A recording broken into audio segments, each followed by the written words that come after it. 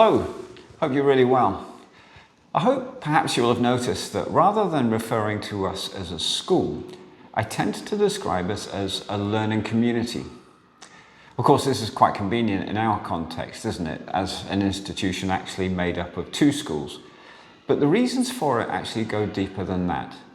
I prefer the term learning community because it recognises that there's much more to our organisation than just teachers, students and academics. We're a community made up of a myriad of stakeholders. Yes, teachers and students, but also board members, PTA, parents, the British community as in the ABE and the BCS, maintenance staff, secretarial and admin staff, finance staff, security staff, kitchen staff, educational support staff, neighbours like Christchurch here for example. And we belong to other wider communities such as CIS, COBIS and the Latin American Heads Conference and the community of other international schools here in Rio.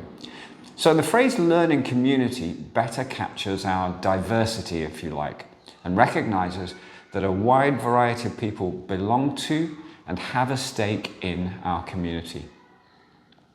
It also speaks to me powerfully about something I'm passionate about, which is that we are all learners, no matter our age or station. And actually I can think of no better aim for us in our work with young people than to develop them into being lifelong learners themselves.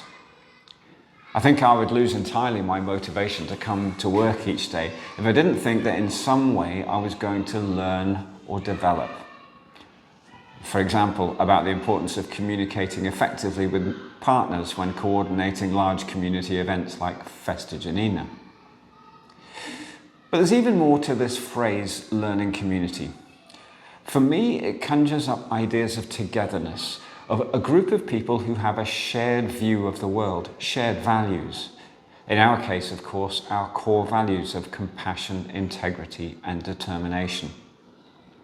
And it's here, I think, that we derive the sense of identity, of belonging that allows us to be ourselves, to be authentic, that allows us to tackle the challenges of our daily work lives and the scary business of learning with confidence and with resilience. And with that sense of belonging and togetherness comes the last and most beautiful part of being a community. And that is that we care for each other.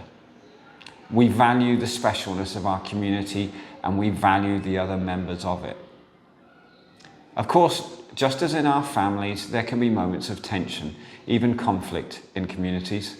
And perhaps the events of the last few days are a good example.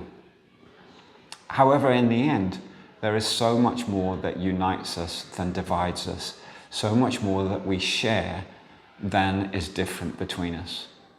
So when conflicts arise, we must be measured, respectful and temperate, making sure that we always leave the door open for compromise, for forgiveness, for a return to that enriching experience of being valuable members of a special learning community. Have a great weekend, everybody, won't you?